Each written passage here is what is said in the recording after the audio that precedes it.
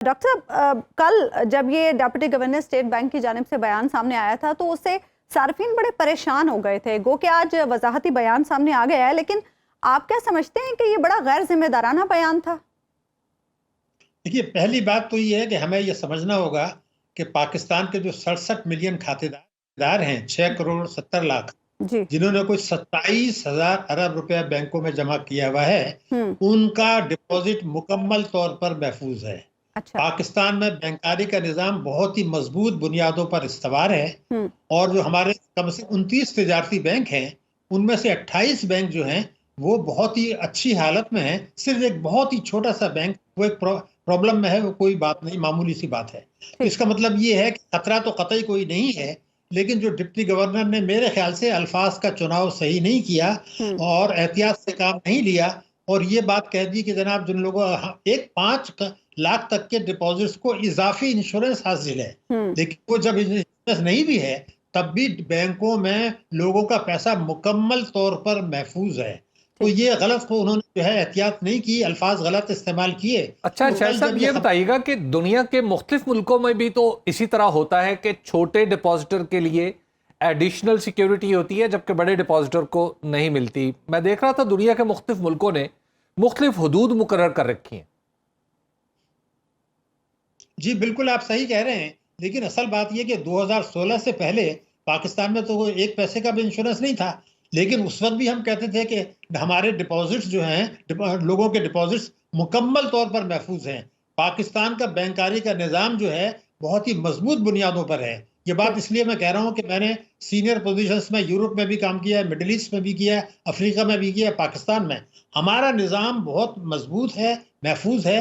منافع کی شرح اتنی زیادہ ہے کہ وہ اپنے مالکان جو ہے وہ اپنا کیپٹل جو ہے اس میں دوبارہ انویسٹ کرتے ہیں، اور آج بھی 80% ملکیت جو ہے وہ غیر ملکیوں کی ہے پاکستان کے بینکاری کے نظام میں۔ تو ذرا سا احتیاط، یہ سینسٹیو مسئلہ ہوتا ہے، جو دنیا کا سب سے بڑا بینک ہے، سب سے مضبوط، اگر وہاں بھی پینک کریٹ کر دیا جائے تو وہ بھی ناکام ہو جائے گا۔ تو احتیاط کی ضرورت ہوتی ہے، اسی لیے میں نے کل ہی کہا تھا کہ اسٹیٹ بینک کو کل شام یہ کلیریفیکیشن جاری کر دینی چاہیے، کیونکہ یہ بڑا متحرک سینسٹیو سبجیکٹ ہے۔ اسٹیٹ بینک نے اوور نائٹ کیوں انتظار کیا؟ یہ بڑی غلطی تھی، کل ہی یہ کر دیتے زیادہ بہتر تھا۔ صبح جو تھی تو شاہد صاحب یہ بتائیے گا کہ دنیا کا سب سے مضبوط بینکنگ سسٹم جو ہے وہ دو جگہ عام طور پہ سمجھا جاتا ہے کہ برطانیہ کا اور امریکہ کا، تو ان کے مقابلے میں ہمارا بینکنگ سسٹم جو ہے وہ کتنا مضبوط یا کتنا کمزور ہے؟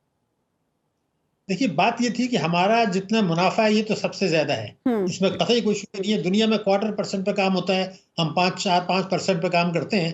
ہم جو مالکان ہیں ان کو 40 سے 50% تک منافع ملتا ہے، لیکن یہ حیران کن کی بات ہے کہ جو یورپین اور امریکن بینکس ہیں وہ پاکستان چھوڑ کے چلے گئے ہیں، انہوں نے اپنی بینکس بند کر دی۔ کہاں ہے جو ہے آپ کا امریکن ایکسپریس کہاں ہے؟ بینک آف امریکہ کہاں ہے؟ وہ اس کی وجہ یہ ہے کہ ہم نے یہ کام شروع کیا ہے پاکستان میں کچھ عرصے سے، اور یہ بڑا غلط کام ہے جس سے بینک منافع کما رہے ہیں۔ وہ یہ ہے کہ تجارتی بینک جن کا کام ہے صنعت، تجارت، زراعت کے لیے قرضے دینا تاکہ معیشت ترقی، انہوں نے اصل کام چھوڑ دیا، پیچھے ڈال دیا، اور 21,500 ارب روپیہ حکومت کو بجٹ خسارے کے لیے دے دیا، بڑا حصہ اس کا۔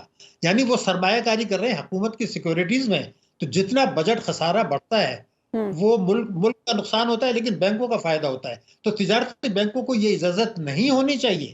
اور جو یورپین امریکنس ہیں وہ یہ کہتے ہیں پاکستان کے متعلق کہ یہ کریڈٹ رسک ہے، تو بند کر کے چلے گئے۔ ہم یہ کہتے ہیں کہ جی ہمارا تو یہ گورنمنٹ آف پاکستان کے سیکیورٹیز میں پیسہ لگایا ہے، ہمارے لحاظ سے رسک نہیں ہے، مگر وہ اس کو کنٹری رسک کے اندر لیتے ہیں۔ تو وہ بڑے بینک جو تھے امریکن، یورپین، وہ چلے گئے، مگر اب یہ خطرہ اس لیے، آپ کا چونکہ سوال عام ہے تو لوگوں کو پتہ ہونا چاہیے، 21,500 ارب روپیہ تجارتی بینکوں نے دیا ہے گورنمنٹ سیکیورٹیز میں موسٹلی، اور صرف صنعت، تجارت، زراعت کے لیے دیا ہے 12,000 ارب، یعنی 9,000 ارب روپیہ کم ہے۔